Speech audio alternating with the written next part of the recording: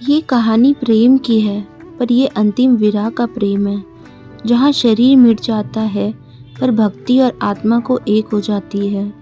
आज आप सुनेंगे राधा रानी की अंतिम यात्रा, जहाँ उन्होंने कृष्ण से एक अंतिम इच्छा मांगी और कृष्ण ने बांसुरी बजाकर उनका शरीर नहीं, उनका दर्द ले लिया।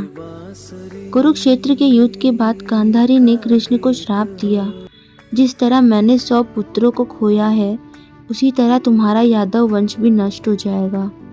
कृष्ण ने मुस्कुराकर ये श्राप को अपना लिया, क्योंकि उनकी लीला का समय पूरा हो चुका था। कृष्ण ने यादव के अंदर विवाद का बीज बोया। एक दिन ये सब आपस में लड़ पड़े।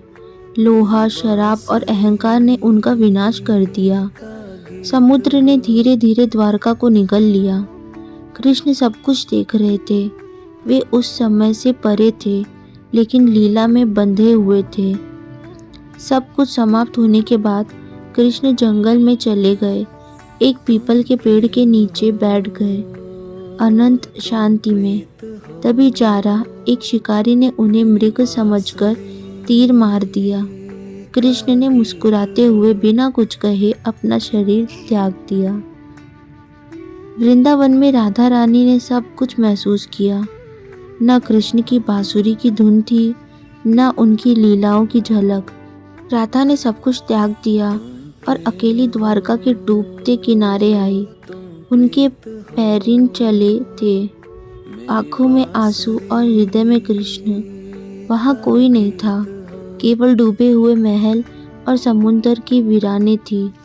राधा आंखों में प्रेम लेकर कृष्ण से मन में प्रार्थना करने लगी, हे गोविंद, एक अंतिम बार मुझे दर्शन दे दो। एक बार अपनी बांसुरी बजाओ, जिससे मैं अपनी शांति से शरीर छोड़ सकूं और मैं तुम में समा सकूं। कहते हैं उस रात समुद्र के किनारे एक प्रकाश झलका। कृष्ण का दिव्य रूप राधा के सामने प्रकट हुआ। राधा उनके चरणों में गिर पड़ी। हे माधव, मेरा सब कुछ तुम थे, अब मुझे अपने प्रेम में ले लो। मेरा अंतिम इच्छा है, एक बार अपनी बांसुरी बजाओ जैसे पहले बजाते थे। कृष्ण ने अपनी बांसुरी उठाई। धीरे धीरे उसमें पहली रस की धुनी बजने लगी। वृंदावन की यादें, प्रेम की पहली झलक राधा के आंखों के सामने नाचने लगी। वो बांसुरी राधा के लिए थी और राधा उस धुन में विलीन होने लगी। कृष्णा बांसुरी बजाते रहे और राधा उन्हें देखते हुए धीरे धीरे प्रकाश में बदलने लगी। राधा रानी ने आंखों से आंसू बहाए, लेकिन वो आंसू दुख के नहीं थे, मुक्ति के थे। उस बांसुरी की अंतिम धुन के साथ राधा का शरीर प्रकाश में विलीन हो गया। उस रात कृष्ण ने बांसुरी तोड़ दी और उस दिन के बाद कभी कृष्ण ने बांसुरी बजाया नहीं। एक अन्य कथा के अनुसार बरसाना के पास एक पहाड़ी और राधा ने समाधि ले ली। वहाँ आज भी उनका समाधि स्थल है, जहाँ श्रवण के महीने में भक्ति मचाकर राधा रानी को याद करते हैं। उन्होंने विवाह नहीं किया, संसार नहीं जिया।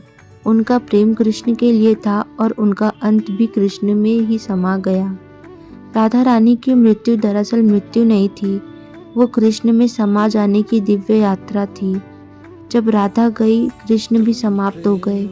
दोनों का प्रेम इसलिए अमर है क्योंकि उसमें अहंकार नहीं, बस भक्ति थी।